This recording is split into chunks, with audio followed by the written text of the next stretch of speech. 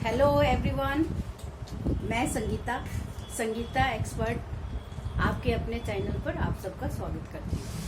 आज का हम टॉपिक ले रखा है मैंने जनसंख्या नियंत्रण। ये भी आपको सबको पता है कि जनसंख्या है वो हमारे सामने सबसे विकट समस्या है और इसी जनसंख्या के टॉपिक के ऊपर हम आज है थोड़ी सी चर्चा करेंगे। ये टॉपिक आपका वैसे जीके में भी कवर हो जाता है।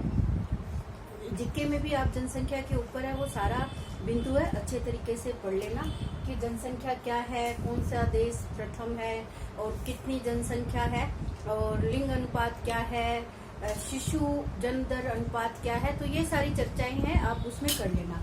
आपके जो टॉपिक जुड़ा हुआ है वो जनसंख्या नियंत्रण के ऊपर टॉपिक जुड़ा हुआ है कि जनसंख्या नियंत्रण क्या है। जनसंख्या कंट्रोल करना, नियंत्रण का मतलब होता है कंट्रोल करना। ये जनसंख्या के बारे में हम थोड़ी सी चर्चा कर लेते हैं क्योंकि 2011 के बाद में हमारी 2021 में जनगणना होनी थी जो हमारे कोरोना काल की वजह से नहीं हो पाई है और उसके आगे की प्रोसेस है हम ये यहाँ पे देखते हैं कि 2011 में जो जनसंख्या थी वो हमारी 1 अरब 21 करोड़ है। वो जनसंख्या हमारी 2011 के अंतर्गत थी, जिसमें से 52 करोड़ है वो पुरुषों की जनसंख्या थी और 58 करोड़ है वो महिलाओं की जनसंख्या इसके अंदर देखी गई थी। हमारे देश में प्रत्येक 1.2 क्षण में एक शिशु का जन्म होता है। ये भी हमें थोड़ा सा इनके ऊपर है वो प्रश्न पूछे जाते हैं कि 1.1 क्षण के 2 क्षण में एक शिशु का जन्म होता है। प्रत्येक मिनट में 50 शिशु पैदा होते हैं। प्रत्येक घंटे में 3000 शिशु पैदा होते हैं। प्रतिदिन में 72,000 शिशु है वो जन्म दर मानी गई है और प्रत्येक वर्ष में यही जनसंख्या कितनी हो जाती है, 1,70,00,000 है वो एक वर्ष में वृद्धि दर मानी गई है। 1911 में जनसंख्या वृद्धि दर थी वो हमारी 5.75% थी। 1911 में ये जनसंख्या है वो 5.75% थी, जो कि वर्तमान में अब हमारी जनसंख्या कितनी हो गई है, 48% हो गई है। तो ये जनसंख्या के ऊपर हमारे कुछ ऐसे आंकड़े थे जिनके बारे में हमने थोड़ी सी चर्चा की है।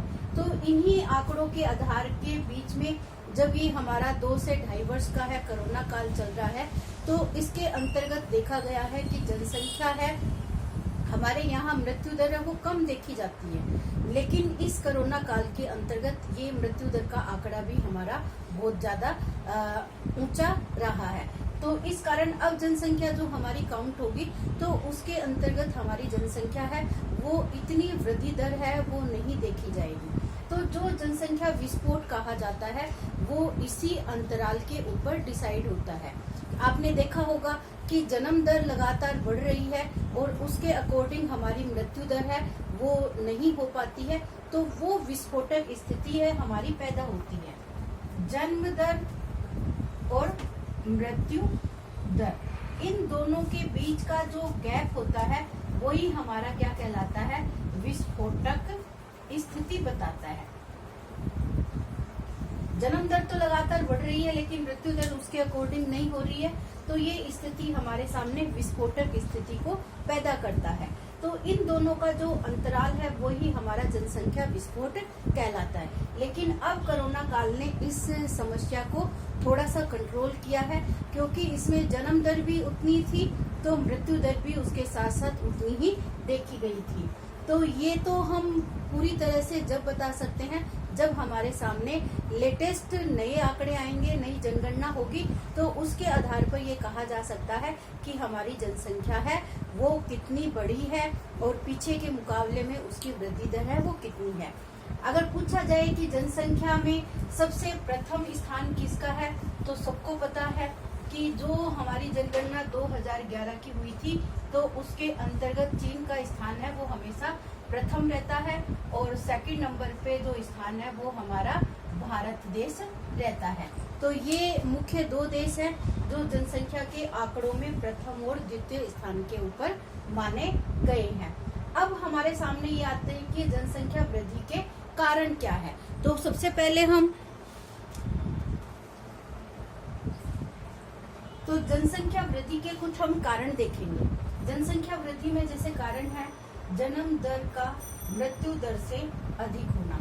तो सबको पता है कि जन्म दर है वो अधिक होगी मृत्यु दर से, तो ही हमारी जनसंख्या वृद्धि का कारण बनती है। मृत्यु दर तो होती नहीं है, क्योंकि आजकल क्या है इतना ज्यादा मेडिकल प्रोसेस है वो बढ़ चुकी है, और उसके कारण मेडिकल सेवाओं के कारण ही हमारा जन्म दर का आंकड़ा तो निरंतर बढ़ता जा रहा है, लेकिन मृत्यु दर के ऊपर उसमें कुछ समय के लिए हमने कंट्रोल कर लिया है। तो यही कारण हमारा क्या होता है, जनसंख्या को बढ़ाने वाला कारण बन जाता है। दूसरा आता है हमारा शीघ्र विवाह। सबको पता है कि बाल विवाह का जो प्रचलन है हमारे देश में सबसे ज्यादा देखा गया है। भारत एक ऐसा देश है जहाँ पे बच्चे क्या है 13-14 वर्ष की लड़की होती है जब भी उसको अपने ऊपर क्या मानते हैं, वो बोझ मानते हैं, और इसी कारण लड़की की शादी है वो जल्दी कर देते हैं। तो लेकिन इसमें भी अब काफी बदलाव है, आप लोगों को देखने को मिल रहा होगा। अब आज के समय में इस चीज को थोड़ा सा कंट्रोल किया गया है। लड़कियां है वो अपने पैरों पे जब तक खड़ी नहीं होती है तब तक वो शादियां नहीं करती है। तो ये भी इसके लिए एक कारण है, वो देखा गया है। तीसरा कारण आपकी गरीबी है, अशिक्षा है। जनसंख्या वृद्धि के कारण हमारी गरीबी है वो भी निरंतर बढ़ रही है, और अशिक्षा का स्तर है वो भी आपको देखने को मिल रहा है। फिर है पुरानी संस्कृति, उसको आदर्श मान के चलना। आपने देखा होगा कि हम धार्मिक प्रवृत्ति के लोग हैं, वो भारत देश को माना गया है, वहाँ पर भारतीय परंपरा है उसको ज्यादा फॉलो किया जाता है। तो ये भी क्या है, हमारी पुरानी संस्कृतियों के कारण जनसंख्या वृद्धि हो रही है। इसमें आपने देखा होगा पुत्र की चाह होती है, पुत्र की चाह के अंतर्गत है परिवार है वो निरंतर बढ़ता जा रहा है। 4 पुत्रियां हो गई, और जब तक पुत्र नहीं आता है तो वो जनसंख्या को कंट्रोल नहीं कर पाता। तो ये भी हमारी क्या है, पुरानी संस्कृतियों का आदर्श माना गया है कि जब तक पुत्र नहीं होगा तो आपको मोक्ष की प्राप्ति नहीं होगी, ये भी देखा गया है। फिर है अवैध प्रवासी। अवैध प्रवासी का मतलब जो दूसरे देशों के लोग हमारे यहाँ आके रहने लगते हैं, तो वो उसके कारण भी हमारे जनसंख्या का स्तर है वो भी बढ़ रहा है। इसके अलावा भी बहुत सारे ऐसे कारण हैं जो आप जानते भी होंगे कि जनसंख्या वृद्धि के कारण क्या क्या है। इसके साथ साथ जनसंख्या विस्फोटक से उत्पन्न समस्याएं। आपके निरंतर आप देख रहे हो कि जनसंख्या है उसमें विस्फोटक की समस्या आपके सामने देखने को मिल रही है। इसमें मुख्य कारण है भूखमरी, स्वच्छ पेयजल की समस्या का अभाव, स्वच्छता का अभाव, आवास की कमी, आवागमन को भी ये बाधित करता है। अभी आप देख सकते हो कि हमारे यहाँ जिस अकॉर्डिंग जनसंख्या बढ़ रही है उसके अकॉर्डिंग हमारे आवागमन के साधनों में बढ़ोतरी नहीं हो रही है।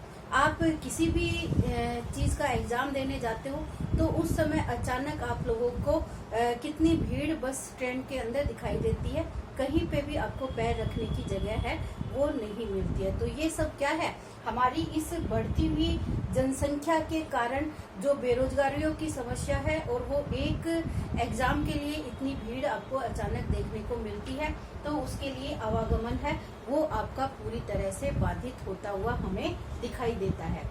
फिर है अपर्याप्त वस्त्र। जिस अकॉर्डिंग आपका ये बढ़ रहा है, जनसंख्या बढ़ रही है, उस अकॉर्डिंग आपकी वस्त्रों की जो प्राप्ति है वो भी आपकी नहीं देख सकते हो। आपने अभी रेशों के बारे में खूब चर्चा हमने की है। आपने देखा है कि जो वनस्पतिक जगत के रेशे हैं, वनस्पति से प्राप्त होने वाले रेशे हैं, या आप जानत्व वर्ग के देख लो, किसी भी प्रकार के रेशे देख लो, तो उनकी जो निरंतर वृद्धि नहीं है, क्योंकि हमारे पास जमीन तो वही लिमिट की है। आप उसमें जिस अकॉर्डिंग हमारा जनसंख्या बढ़ रही है उसके लिए अनाज का उत्पादन है और साथ में हमारे वस्त्रों का उत्पादन है, तो वो पूर्ण रूप से नहीं हो पाता है। तो ये भी हमारे सामने एक समस्या का विषय बनता है। सीमित चिकित्सा का और शिक्षा का जो स्तर है वो भी हमें देखने को मिलता है। चिकित्सा भी हमारी सीमित है और शिक्षा का स्तर है वो भी हमारा सीमित माना गया है। तो ये सब क्या है, हमारे जनसंख्या वृद्धि के कारण और उससे उत्पन्न होने वाली विस्फोटक समस्या के कारण है। वो हमारे देखे जा सकते हैं। इनमें जो प्रश्न पूछा जाएगा वो यहाँ जनसंख्या के आंकड़ों से पूछा जाएगा प्रश्न, और इसमें से ये पूछा जा सकता है कि जनसंख्या वृद्धि का कारण कौन सा है या कारण कौन सा नहीं है। तो आप ये अपने IQ के माध्यम से आप देखकर इसको डिसाइड कर सकते हो। आजकल जो नए एक तो आपको ये देखना है कि जो जनसंख्या नियंत्रण के लिए परिवार नियोजन कार्यक्रम है, ये सबसे ज्यादा उत्तरदायी कारक है, वो आपका देखने को मिलता है। तो परिवार नियोजन एसोसिएशन की स्थापना की गई थी 1949 को, ये आपको ध्यान रखना है। इसमें प्रश्न पूछा जा सकता है, और एक पूछा जा सकता है कि जो जनसंख्या दिवस है वो कब मनाया जाता है। एक क्वेश्चन पूरे आपके पेपर के अंदर ये जनसंख्या दिवस हो चाहे किसी भी चीज का दिवस हो, तो उसके ऊपर एक प्रश्न आपको हमेशा ही पूछा जाता है, कुछ भी पूछा जाए। पर्यावरण का आपका हो गया, योग दिवस का आपका हो गया, ये आपके लेटेस्ट है जो आपको एग्जाम में पूछे जा सकते हैं। तो 11 जुलाई है, उसको आपको एक जनसंख्या दिवस के रूप में मनाया जाता है। तो ये आपको देखना है। परिवार नियोजन की जो एसोसिएशन की स्थापना की गई है वो आपकी 1949 के अंदर की गई है, ये आपको देखना है। एक प्रश्न आपका ये बनता है कि परिवार नियोजन को आजकल किस नाम से जाना जाता है। तो परिवार नियोजन का नाम चेंज करके क्या रख दिया गया है, परिवार कल्याण कार्यक्रम बना दिया गया है। तो परिवार नियोजन की जगह अब आपको परिवार कल्याण, यानी इससे आपका परिवार का कल्याण होता है नियोजन के साथ साथ, तो इसका नाम परिवर्तित कर दिया गया है, परिवार नियोजन कर दिया गया है। अब परिवार नियोजन का महत्व क्यों है, परिवार नियोजन हमें क्यों करना चाहिए, तो ये तो आपकी IQ के आधार पर आप देख सकते हो कि परिवार जनसंख्या वृद्धि से आपके सामने इतनी समस्याएं आती है, तो इसके लिए ही हमें परिवार का नियोजन करना जरूरी होता है। जब तक हम अपने परिवार का नियोजन नहीं करेंगे, हमारा जो समस्या है उसको हम खत्म नहीं कर पाएंगे। तो परिवार नियोजन का जो महत्व बताया गया है वो स्वास्थ्य की दृष्टि से, सामाजिक दृष्टि से, आर्थिक दृष्टि से, राष्ट्र की दृष्टि से, मृत्यु दर पर प्रभाव देखा गया है इसका, और ये देखा गया है शिशु मृत्यु दर पर, मातृ मृत्यु दर के ऊपर। तो आप पहले का रिकॉर्ड उठा के देखो कि वहाँ मातृ मृत्यु दर का जो स्तर था वो हमारा काफी ऊंचा था, और शिशु मृत्यु दर का स्तर है वो भी हमारा काफी ऊंचा था। लेकिन आज जो परिवार नियोजन की प्रक्रिया हो गई है और हमारी चिकित्सा जो सुविधाएं हैं उसका इतना अधिक प्रचार और प्रसार होने लगा है, जिसके कारण इन सब में मृत्यु दर में कटौती आई है। शिशु मृत्यु दर में भी कटौती हो गई और साथ में मातृ मृत्यु दर के ऊपर भी कटौती हो गई। और इस समस्या का निदान है आपने भ्रूण गल हत्या है वो भी हमारा थोड़ा सा कंट्रोल हो गया, फिर भी होता है, लेकिन आज के समय में उस पीछे वाले दौर को देखा जाए तो उसके अंदर कंट्रोल आ गया है। तो ये मृत्यु दर के ऊपर भी परिवार नियोजन से हमारा स्वास्थ्य अच्छा बनता है, समाज की दृष्टि से हमारा समाज साफ सुथरा और समस्याओं से रहित होता है। आर्थिक दृष्टि से यानी हम एक तो हमारे परिवार में 7 बच्चों को पालेंगे, एक वहाँ पे एक ही बच्चे को पालेंगे, तो हमारा आर्थिक स्तर है उससे ऊंचा देखा जाता है। राष्ट्र की दृष्टि से भी ये हमारे लिए अच्छा फायदेमंद साबित होता है, और मृत्यु दर के ऊपर इसका प्रभाव देखा गया है। और इसको शॉर्ट रूप में थोड़ा सा आपको मैं बताती हूँ, डिटेल में नहीं जाएंगे। यहाँ से भी प्रश्न है वो पूछ लिया जाता है कि जो परिवार नियोजन कार्यक्रम है तो इस परिवार नियोजन की विधियां क्या अपनाई जाती है। तो ये परिवार नियोजन की विधियां है वो काफी अधिक विधियां है, इसके ऊपर चर्चा बहुत लंबी चल सकती है। तो परिवार नियोजन की विधियों को हम 2 भागों में बांटेंगे। एक तो हमारी आती है स्थायी विधि और एक आती है हमारी अस्थायी विधि। स्थायी विधि के अंतर्गत भी 2 विधियां आ जाती है, एक पुरुषों के माध्यम से, एक महिलाओं के माध्यम से अपनाई जाती है।